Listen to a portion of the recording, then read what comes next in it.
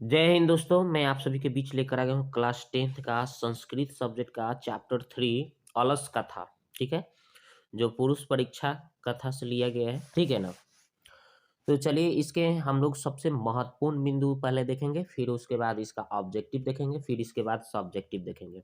मतलब इस वीडियो में मतलब एक ही वीडियो में इस 3 चैप्टर से जितने भी क्वेश्चन आपके एग्जाम में आने वाले हैं कंप्लीट। ठीक है, तो वीडियो को शुरू से अंत तक जरूर देखिएगा। ठीक है, तो चलिए स्टार्ट करते हैं। सबसे पहले महत्वपूर्ण बिंदु इसको देखते हैं।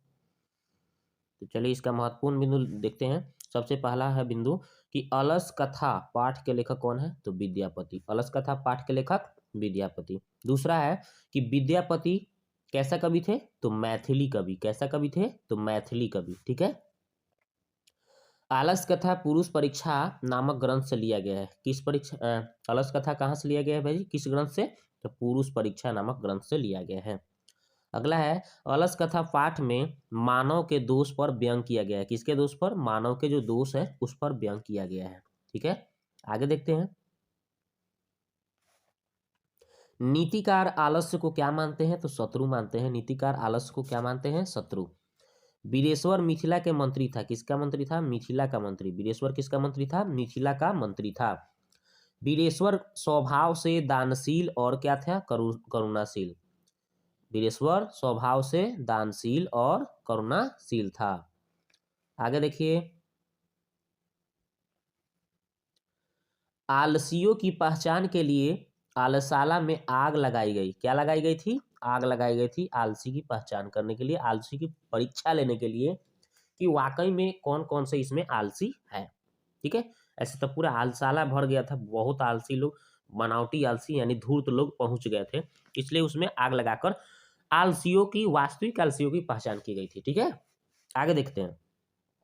आग को देखकर सभी धूर्त लोग भाग गए। मतलब जितने भी बनावटी आलसी था लोग, धूर्त उसको बोला गया है, सभी धूर्त लोग भाग गए आग को देखकर। आग लगते ही सभी आलसाला से बनावटी आलसी यानी कि धूर्त लोग पलायन कर गए यानी भाग गए।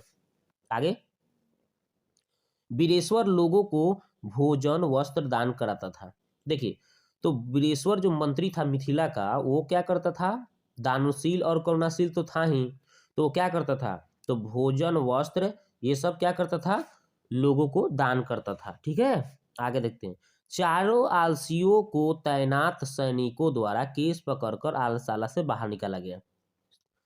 तो देखिए, जब आलसाला में आग लगाया गया तो सभी धूर्त बनावटी आलसी तो भाग गए, लेकिन चार वास्तविक आलसी आलसाला में बच गए थे, जो भाग नहीं पाए, जो नहीं भाग सके, है ना। इतना आलसी थे कि वो भाग ही नहीं रहे थे। ठीक है, तो वहां जो उपस्थित थे, है ना, सैनिक को तैनात किया गया था, है ना, किसी को मतलब जलने नहीं देना है, तो उन सैनिकों के द्वारा उन चार आलसियों को केस पकड़कर क्या किया गया था? बाहर निकाला गया था। तो पूछा गया है कि कैसे बाहर निकाला गया? तो केस पकड़कर। ठीक है, चारों आलसियों को। आगे देखते हैं। जिस प्रकार बालक की गति माता होती है, ये पूछा गया है कि बालक यानी बच्चे की गति कौन होती है? तो माँ होती है, याद रखिएगा। स्त्री का गति पति। स्त्री का कोई भी लेडीज होती है ना, लड़की होती है ना, जिनका शादी विवाह हो जाता है, उसका गति कौन होती है? स्त्री का गति पति। ठीक है, उसी प्रकार आलसियों की गति को कोई करुणाशील ही होगा। मतलब उसी प्रकार अगर देखा जाए तो आलसी लोगों का कोई गति कौन होगा भाई? तो कोई करुणाशील व्यक्ति होगा, वही होगा। ठीक है, आज के दुनिया में कोई करुणाशील तो व्यक्ति है नहीं कि आलसी का कोई गति बन सके। ठीक है, तो बालक की गति माता, स्त्री की गति पति और आलसियों की गति कोई करुणाशील व्यक्ति होगा। ठीक है, अब चलते हैं प्रश्न, ऑब्जेक्टिव प्रश्न को देखते हैं। तो देखिए, सबसे पहला ऑब्जेक्टिव क्वेश्चन है कि आलस कथा पाठ के रचनाकार कौन है? तो विद्यापति हैं, ये बहुत बार पूछा गया है। अगला क्वेश्चन, अलस कथा कैसी कथा है? तो व्यंग्यात्मक। अभी बताया गया था ना कि व्यंग्यात्मक कथा था। ठीक है, मैथिली भाषा के कवि कौन है भाई? तो विद्यापति हैं। वास्तविक आलसियों की संख्या कितनी थी? तो 4 थी। वास्तविक आलसी कितने थे? 4। सबसे बड़ा शत्रु कौन है भाई? तो आलस। सबसे बड़ा शत्रु क्या है? आलस। अपनी भूख मिटाने के लिए कौन कुछ नहीं करता है? आलसी। आलसी जो होता है कुछ भी नहीं करता, भूख मिटाने के लिए कुछ नहीं करता। नीतिकार आलस्य को क्या मानते हैं? तो शत्रु मानते हैं। क्या मानते हैं? शत्रु। उसके बाद है अलस कथा पाठ किस ग्रंथ से लिया गया है? तो पुरुष परीक्षा नामक ग्रंथ से लिया गया है। वीरेश्वर कैसा था? तो दानशील था, करुणाशील था, हमने बताया आपको। वीरेश्वर कौन था? मिथिला का मंत्री था। कौन था जी? मिथिला का मंत्री था। आलसाला में आग क्यों लगाई गई थी? आलसियों की परीक्षा करने के लिए, आलसियों की परीक्षा लेने के लिए आलसाला में आग लगाई गई थी। आलसाला में आग लगने के बाद कितने लोग नहीं भागे? चार। चार महान आलसी जो था वो नहीं भागे। स्थित स्थिति सौकर्यमूला ही के न धावंती जानतव, यह उक्ति किस पाठ से लिया गया है? स्थिति को भी देखकर कौन लोग नहीं भागे, इस किस पाठ से लिया गया है? किस युक्ति का ये पाठ है? तो आलस कथा पाठ का। घर में लगी आग को देखकर कौन लोग पलायन हो गए? तो धूर्त लोग जो बनावटी आलसी बनकर आए थे, है ना, आलसाला में आग लगते ही सब धूर्त लोग क्या हो गए थे? पलायन कर गए थे, यानी भाग गए। चारों आलसियों को कैसे बाहर निकाला गया? तो केस पकड़कर। अलस कथा अलस कथांतर्गत मिथिला में कौन मंत्री थे? तो आलस कथा के अंतर्गत मिथिला में कौन मंत्री थे? वीरेश्वर। बनावटी आलस दिखाकर कौन भोजन ग्रहण करते थे? तो धूर्त लोग।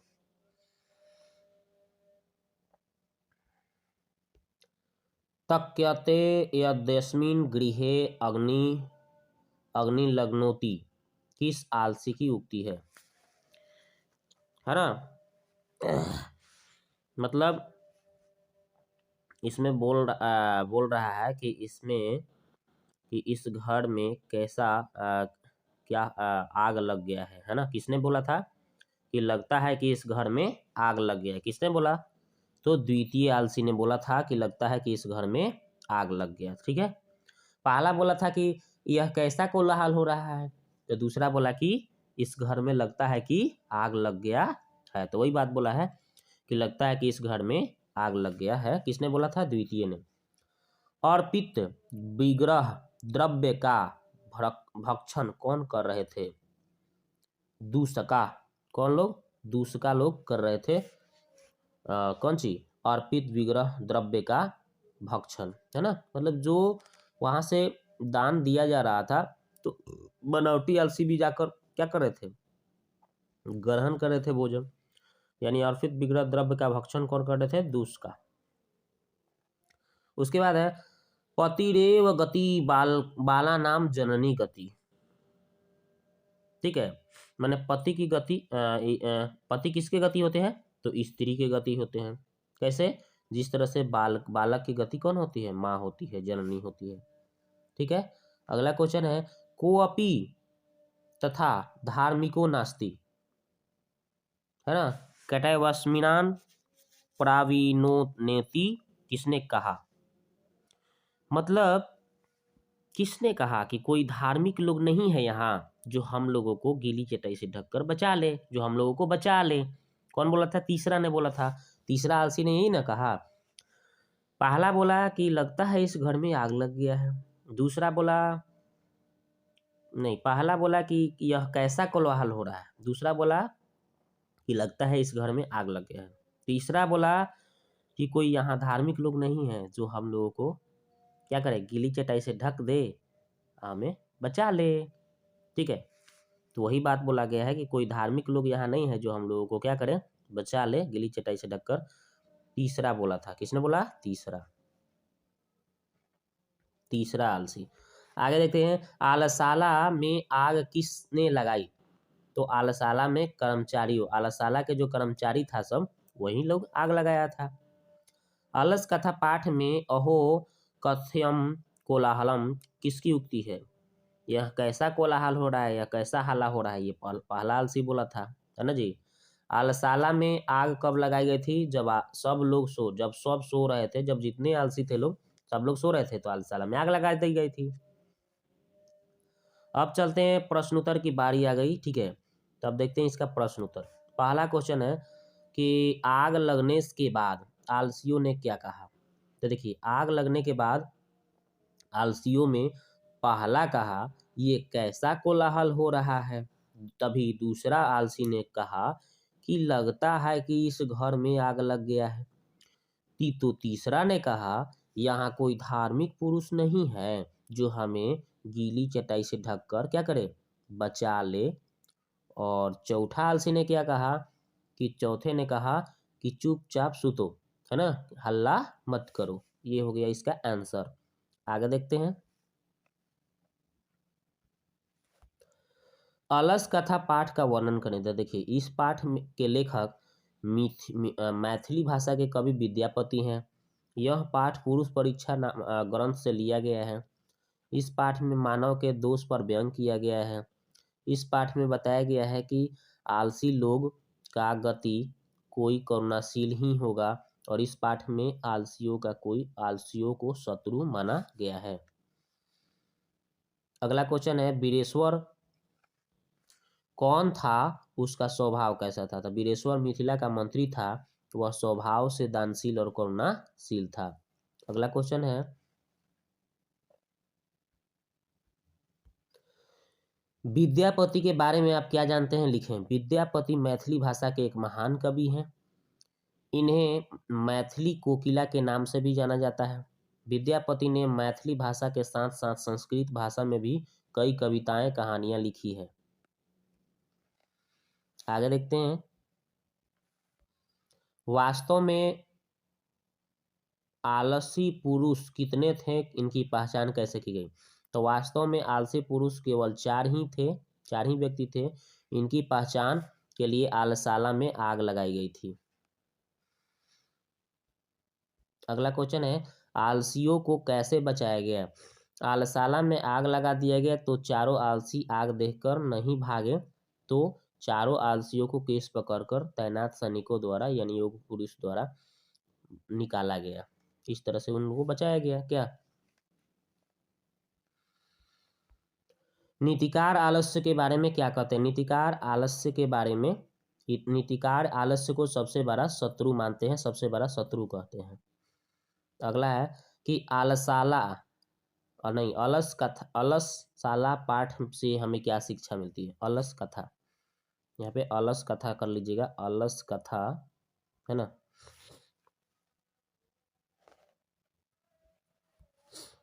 इसके जगह पे आप अलस कथा लिखिएगा। क्या लिखिएगा, जैसे यहाँ लिखा है, अलस कथा पाठ से हमें क्या शिक्षा मिलती है। ठीक है, अलस कथा, अलस कथा लिखिएगा। ठीक है, अलस कथा।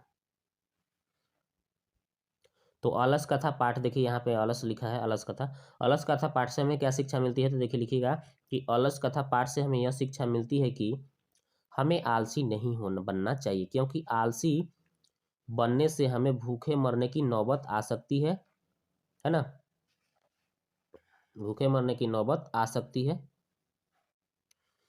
आज की दुनिया में ऐसा कोई भी करुणाशील व्यक्ति नहीं है जो आलसियों की गति बन सके। ठीक है, इसलिए हमको क्या करना चाहिए, आलसी नहीं बनना चाहिए।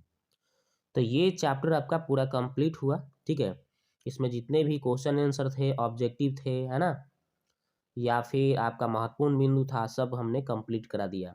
तो वीडियो को शुरू से अंत तक यदि देखे हैं तो आप इसके लिए आपको बहुत बहुत धन्यवाद, है ना।